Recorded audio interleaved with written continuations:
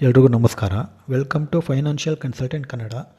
ಈ ಒಂದು ವಿಡಿಯೋದಲ್ಲಿ ಶೇರ್ ಮಾರ್ಕೆಟ್ ನಿಫ್ಟಿ 50 ಬಗ್ಗೆ ಸ್ವಲ್ಪ ತಿಳ್ಕೊಳ್ಳೋದ. ನೀವೇನಾದ್ರು ನಿಫ್ಟಿ 50 ಆಡಿದ್ದೀರಾ? ಲಾಸ್ ಆಗಿದೆಯಾ? ಹಾಗಾದರೆ ಈ ವಿಡಿಯೋನ ಮಿಸ್ ಮಾಡದೆ ಪೂರ್ತಿ ನೋಡಿ. ನಿಫ್ಟಿ 50ನಲ್ಲಿ ಪಾಯಿಂಟ್ಸು ಯಾವಾಗ ಯಾವ ಟೈಮ್ ಬೇಕಾದರೂ ಹೋಗ್ಬೋದು, ಎಷ್ಟಕ್ಕೆ ಬೇಕಾದರೂ ಹೋಗ್ಬೋದು. ಮೇಲ್ಗಡೆ ಬೇಕಾದರೂ ಹೋಗ್ಬೋದು, ಕೆಳಗಡೆ ಬೇಕಾದರೂ ಬೀಳ್ಬೋದು. ಅದು ಹೇಳೋದಕ್ಕಾಗಲ್ಲ. ಯಾವಾಗ ಬೈ ಮಾಡಬೇಕು, ನೀವು ಯಾವಾಗ ಸೆಲ್ ಮಾಡಬೇಕು, ಸ್ಟಾಪ್ ಲಾಸ್ನ ಯಾವಾಗ ಯೂಸ್ ಮಾಡಬೇಕು, ಸ್ಟಾಪ್ ಲಾಸ್ನ ಯೂಸ್ ಮಾಡಬೇಕೋ ಬೇಡವೋ, ಯಾವ ಟೈಮ್ ಯೂಸ್ ಮಾಡಬೇಕು, ಹೇಗೆ ಯೂಸ್ ಮಾಡಬೇಕು. ನಿಫ್ಟಿ 50ನಲ್ಲಿ ಕಾಲ್ ಮತ್ತು ಪುಟ್ ಆಪ್ಷನ್ನು, ಕಾಲ್ ಮೇಲ್ಗಡೆ ಹೋಗುತ್ತೋ ಅಥವಾ ಪುಟ್ ಆಪ್ಷನ್ ಮೇಲ್ಗಡೆ ಹೋಗುತ್ತೋ, ಅದು ಎಷ್ಟು ಪಾಯಿಂಟ್ಸ್ ಮೇಲ್ಗಡೆ ಹೋಗುತ್ತೆ ಅಂತ ಗೆಸ್ ಮಾಡೋದಕ್ಕೆ ಯಾರ ಕೈಲೂ ಆಗೋದಿಲ್ಲ.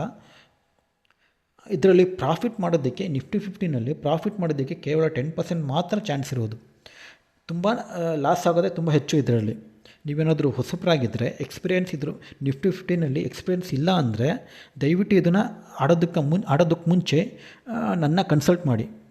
ಯಾಕೆಂದರೆ ನೀವೇನಾದರೂ ಎಕ್ಸ್ಪೀರಿಯೆನ್ಸ್ ಇಲ್ಲ ಅಂದರೆ, ನೀವೇನಾದರೂ ಫ್ರೆಷರ್ಸ್ ಅಥವಾ ಹೊಸಬರಾಗಿದ್ದರೆ ನಿಫ್ಟಿ 50 ಆಡಬೇಕು ಅಂತ ಈಗ ಬರ್ತಾಯಿದ್ರೆ, ಈಗ ಸ್ಟಾರ್ಟ್ ಮಾಡ್ತಿದ್ರೆ ಖಂಡಿತ ನೀವು ಲಾಸ್ ಮಾಡ್ಕೋತೀರಾ. ನೀವೇನಾದರೂ ಆಡೋದಕ್ಕೆ ಮೊದಲು ಆ ಥರ ನಿಫ್ಟಿ 50ನಲ್ಲಿ ಕಲ್ತ್ಕೊಳ್ಳೋಕ್ಕೆ, ಶೇರ್ ಮಾರ್ಕೆಟ್ ಬಗ್ಗೆ ಕಲ್ತ್ಕೋಬೇಕು ಅನ್ನೋರು ಇಂಟ್ರೆಸ್ಟ್ ಇದ್ದರೆ, ಈಗಾಗಲೇ ಆಡಿ ಸೋತಿರೋರು ದಯವಿಟ್ಟು ನನ್ನ ಇಮೇಲ್ ಐ ಡಿಗೆ ಕನ್ಸಲ್ಟ್ ಮಾಡಿ.